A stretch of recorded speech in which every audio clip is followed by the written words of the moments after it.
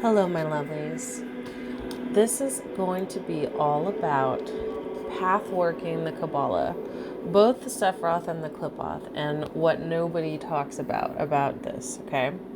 At least I haven't seen anybody talk about it, and if you have, correct me. So, the main thing that I have noticed in the Kabbalah community, or anyone that's doing Hebrew or Jewish mysticism or right or left hand path work with these particular trees, is that a lot of people feel they get caught up. Like, they understand the esoteric meaning behind shit, but they get caught up in the set templates. And they tend to go about it in a rigid, ritualistic way, generally according to either the Enochian aspect or the more like Aleister Crowley aspect. Like, so if you're dealing with like the Tree of Life, they tend to go more toward, John Dee. If they're doing the Tree of Death, they tend to go more toward Aleister Crowley. And there are other, occultists that have done books and rituals since then that are also becoming more popular, but it doesn't really matter. The point is that any template, any ritual, any system, any way that you pathwork is there as a guidepost and a navigation system. And so they're kind of to provide checkpoints for you so you don't get lost. It's not there to dictate to you exactly how everything should be, this, that, and the third. Now, remember, these paths are created. It all goes back to a particular magician or a particular group of magicians. So not everything is going to work for everybody, right? Because you are your own magician.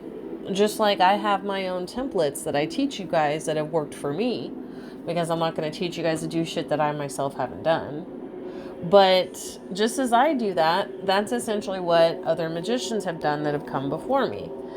Theirs is just more spread out. Maybe they're more specific about the way they do the rituals and things of that nature. But essentially, a template is a template. So whether you're doing it through guided meditation, whether you're doing it through sigils, through tarot cards, by summoning angels or demons, by doing mantras, however you're doing it, you're essentially attempting to reach a certain conscious state of awareness in order to access these realms. Now, am I saying to just do whatever the fuck and not pay attention to any kind of template or guidance system? No, I'm not saying that. I mean, they're there for a reason to help you. But what I am saying is that ultimately you are supposed to be using your own intuition to guide you. And so if your own intuition is steering you somewhere a little different, follow that. So another thing I want to talk about is there is a misnomer that in order to be considered fully initiated in the fullness of the Kabbalah, or even just in the Sephiroth or just in the Qliphoth, you have to go through a certain type of ritual where you have to follow a certain type of rite. No, the fuck you don't. Okay? You can literally go through the entirety of both trees in your own life as you're internally working through these spheres and see it reflected in your external world without ever gazing at a sigil or summoning an angel or a demon. And that is a fact. And the reason I know this is that I've done it without those tools. That's not to say I never use sigils, that I never summon spirits. It's just to say that it was not a necessary part of my particular initiation process. I work a little differently, and everybody's different. So for some people that works best. Some people really enjoy ritual, high magic rites. And if you're one of those people, do that. If that works for you, if that helps you reach that state of awareness, if sigils help you reach that state of awareness, then do it. But for me, and I'm only bringing this up not to try to dissuade you from using these older templates, not at all. I'm bringing this to point out is that you do not have to summon spirits in order to work your way through the trees. You don't. So you can actually do this simply by being aware in your internal and external reality. Now, for me, I've actually had, spirits show up occasionally, not every step of my journey, but occasionally. I've had them show up where I see them in my third eye, and they show up and they take me on a journey as a guide through particular areas of the sphere. Now, this has been more the case for the Qliphoth than it was the Sephiroth, but I still had beings show up for the Sephiroth as well. It was just a little different. And my journey through the Sephiroth was very tied to the Hebrew Israelite journey that I was on, in accessing that part of my DNA, and embracing Torah, and embracing the Tanakh, in learning the difference between Paleo Hebrew, and Yiddish, in following the dietary laws. All of these were part of my journey, and also learning about the other forms of mysticism surrounding Hebrew and Jewish mysticism, dealing with, for example, the Essene Way, things of that nature. Really submerging myself in these various levels and really diving in to that particular path as I worked my way through the Sephiroth. And for me, that journey also entailed largely Brahmanism as well, where I was seeing the correlation between Abraham, which literally means no Brahma, and understanding that, Hinduism came out of Brahmanism, but also Hebrewism came out of Brahmanism. And there's a difference between Brahman and Brahma, but we're not getting into that right now. That's not what this is about. I'm just sharing a little bit of my journey, where for me, going through the Sephiroth had a lot to do with my external journey reflecting my internal processes, my internal wisdom, the things that I was learning as I was pathworking through it. So that's how I tend to work. I do the inner work, and then it's reflected in the external world. I'll receive synchronizations, information, wisdom, spiritual visitations, things of that nature in the external world. So when I was journeying through the Sephiroth, I was activating my celestial tree, my cosmic tree. And it wasn't just angels I was seeing.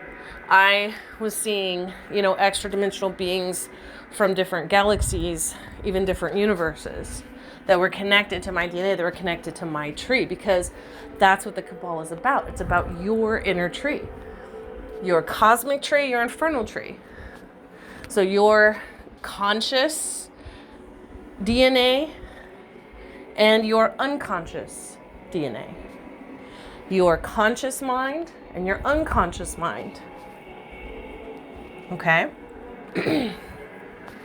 So for me with the Qliphoth, it was even more, I don't want to say obscure, but for me, my journey through the Qliphoth was about stripping away all of that.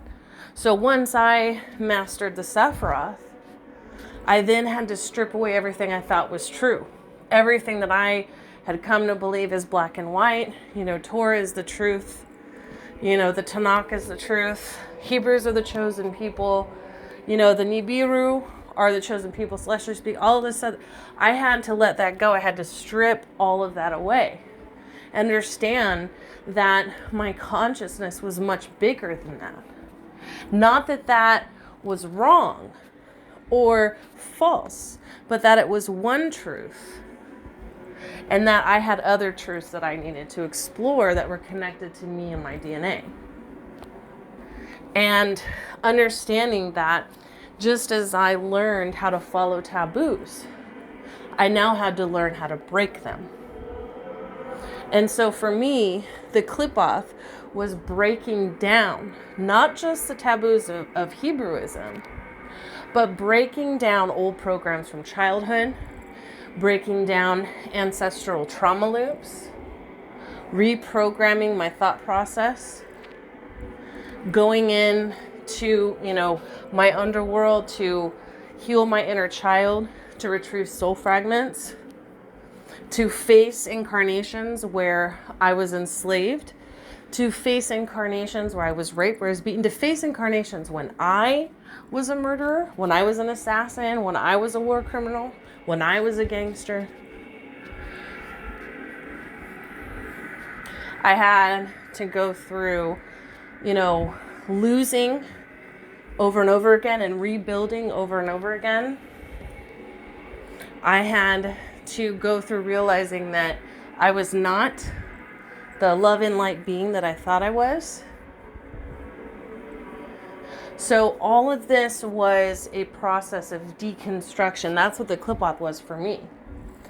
And, these beings, these daemons showing up and taking me through that at certain points. And other times them showing up quite literally in my third eye and us going on journeys, or them showing up as people representing these beings or these spirits to teach me, to test me, to help me master these areas of my life. Seeing things like ravens actually show up in hordes as I'm going through the realm of the ravens of dispersion, just using that as an example. So I say all this to say that everybody's journey is going to be unique. And what's not talked about is just that you don't have to follow a set pattern, a set template. As long as you are following your intuition, your internal guidance. I'm not saying that there's anything wrong with following a set template. I'm saying, do as you will. Use wisdom. I'm not saying that as an excuse for you to just go off the rails, Exercise wisdom, exercise caution. These realms are no joke. I'm not telling you to just go through this haphazardly, especially when you're dealing with the, Qliphoth. But what I'm saying is, it's going to be different for everybody. And the last thing that nobody talks about when it comes to pathwork in the Kabbalah is that you can go through multiple spheres at once. And these can be reflected back to you in your life. Now, is this going to be everybody? No. Especially those of you who are taking step-by-step processes through here. Yeah, you may not experience that, but you might. So you might think you're going into one sphere, and then all of a sudden, you feel the energies and the beings associated with another sphere overlapping. And it really has to do with what, where you're at that time, what you're capable of, where your consciousness wants to go. I'm the type of soul that likes to cram for exams. So I tend to find myself in multiple spheres when I go through the tree. And this is not my first time going through the Qliphoth. The Sephiroth I went through one time. The Qliphoth I'm actually going through a second time. So sometimes that's another thing people don't talk about.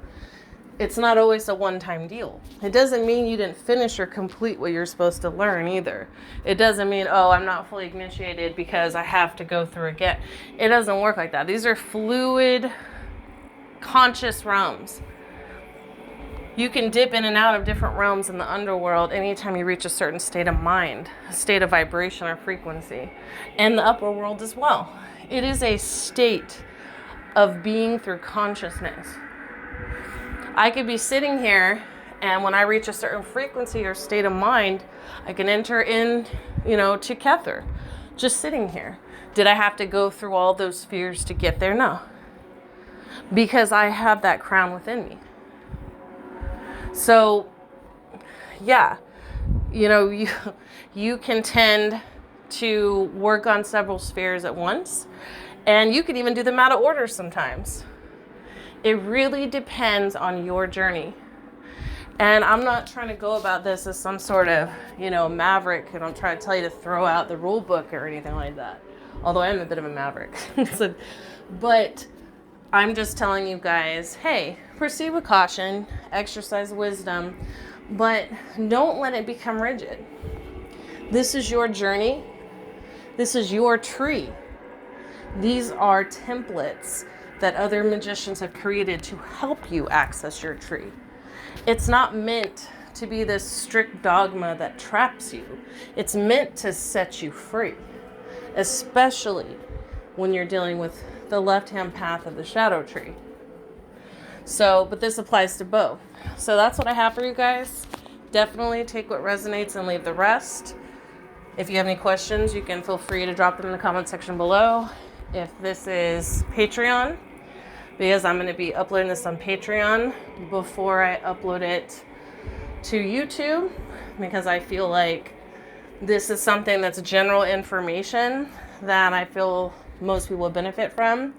But if you are listening to this on YouTube and you're interested in joining Patreon and learning more about the Sephiroth or the Qliphoth and pathworking it the way I teach it, then definitely do that, because I do teach that in the cosmic tier, the shadow tier, the grimoire tier, advanced mystic tier, and magic tier. So moon tier, now the shadow tier will only have the Qliphoth, and the cosmic tier will only have the Sephiroth, but the other higher 3 tiers, the grimoire tier, advanced mystic tier, and master tier, will have all of it.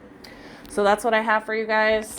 I hope you have an amazing day. Thank you for tuning in. Until next time. Check out my website, thetantricdragonist.com, to book a private Akashic reading or any other reading. Also, Akashic portraits, consultations, shamanic journeys, starseed charts, primordial dragon fire healing, and much more. You can also subscribe to Patreon to learn how to do a lot of this yourself through various templates I've designed. Activate Diamond Consciousness, Activate the Black Flame, Journey the Underworld, Tantric Healing and BDSM, Astral Projection and Power, Shields, Cloaks, Wards, Learning Light Language, Exclusive and Premier Readings, Soul Fragment Retrieval, Advanced Ancestral Work, Creating Your Own Shamanic Sanctuary, and much more. Thanks for your support, and stay tuned for future videos.